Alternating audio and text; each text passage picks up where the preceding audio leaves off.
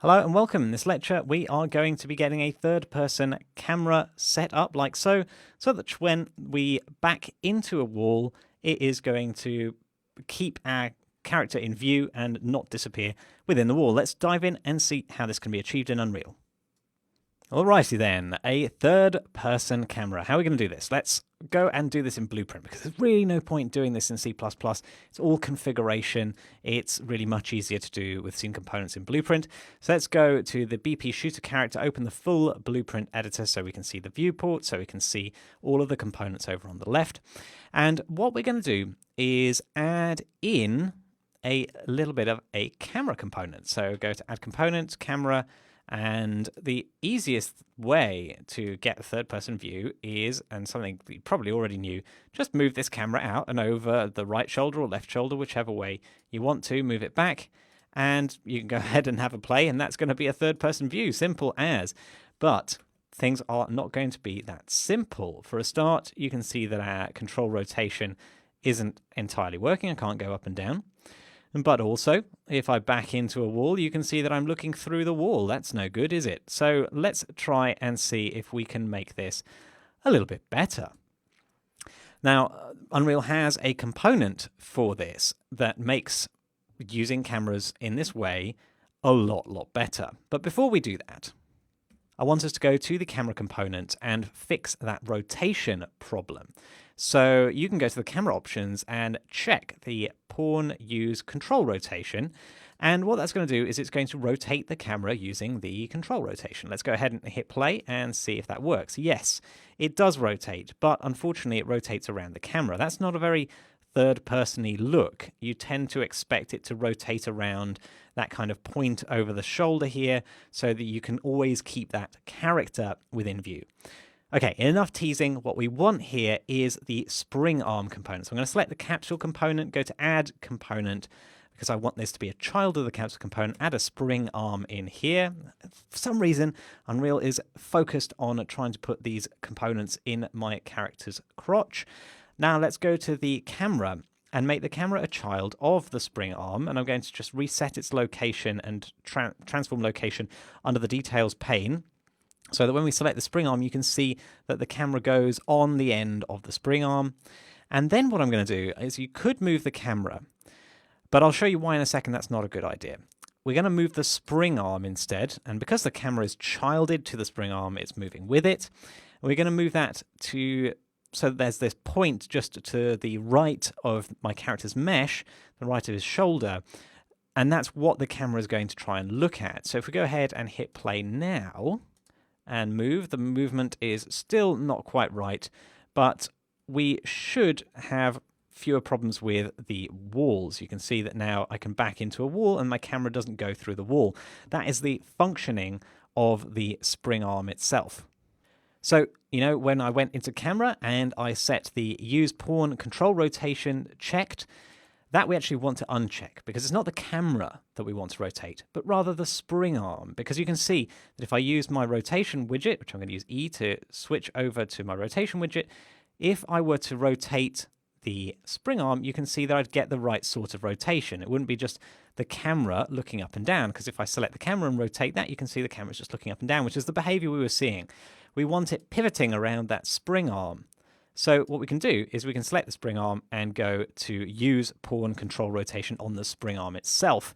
Now if we hit play and we move around, you can see, yes, that is much more like it. That is third-person camera at its finest. And you can see that we're able to move into walls, and that is no problem whatsoever. So I'd like you to run a little experiment as part of your learning here. We're going to try and figure out why not move the camera. Why did we move the spring arm and not the camera to get that third-person view? So try moving the camera and not the spring arm and see what happens. See if you can figure out why I did that. Pause the video and have a go. Okay, welcome back. So let's give this a shot. I am going to just go ahead and put our spring arm back in its original location just by resetting it and taking the camera instead, using the movement widget and bringing that up into a higher location, over, up and to the left. So the spring arm, you can see the little red line is pointing back here. The camera's up there and to the left. Go ahead and hit play in this configuration. Let's see if we can figure out, well, seems to be mostly working the same, doesn't it? Let's go and have a look, go near an edge of something and see if we can figure out what's going wrong. There you go. That is exactly an example of why we move the spring arm. Now, what's going on here is that little red line of the spring arm, this one here, that was in the clear. When we went through this doorway, it was kind of going through here. So it was going through the hallway just fine. The red line was clear. The camera wasn't clear. The camera was up somewhere inside the wall.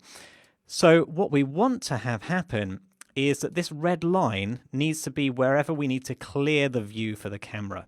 And that's why we want the camera to always be looking down the red line. So if we reset it and go and have a look at our spring arm, you can see that now the red line's kind of pointing, firing out of the camera to the point of interest, which, as we said, Unreal's got a bit of an interesting point of interest. And in this case, it should be, just above the shoulder like this.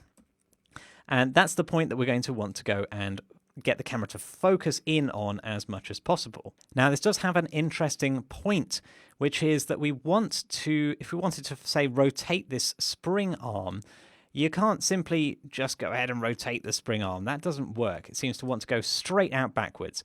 And the reason for this is it's in the settings of the spring arm itself. You can see that there is this socket offset, target offset, and spring arm length. So the length is telling us how long that length is. That kind of makes sense.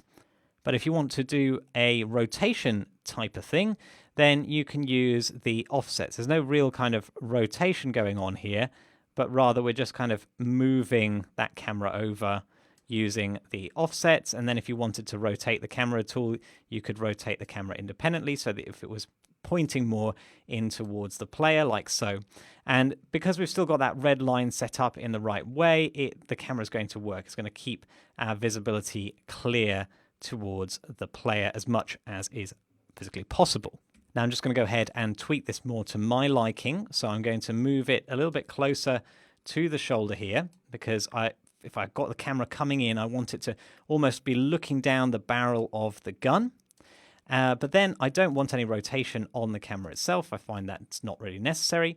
But I do want to have a bit of a spring arm offset so that we can get that camera looking over slightly more to the right when we are not near a wall. And as we get near a wall, it's going to look closer and closer to the player's shoulder. Let's play that, see how that feels. So that's looking like I'm a bit too far over to the right here. Let's bring it in again. I think about maybe 60 units would be good, like so, just to have a nice round number. I'm going to hit play, and you can see that's kind of in the right sort of spot for a third-person view, in my opinion. And if I go up against a wall, you can see it kind of brings me closer into the shoulder, so I can still keep an eye on my character. I'm probably going to have a gun barrel. This might need some more tweaking later on when we've got our animations in place and we actually want to be looking down the gun barrel when we zoom in. That's fine. We don't need to do that just yet. Okay, so hopefully you have got now a working knowledge of the spring arm and camera and how we can use those two components together to create a third-person camera. Now, all of that brings out the fact that our animations are not there. He's just standing in a static A pose. So in the next lecture, we're going to look at adding in those skeletal animations. See you there.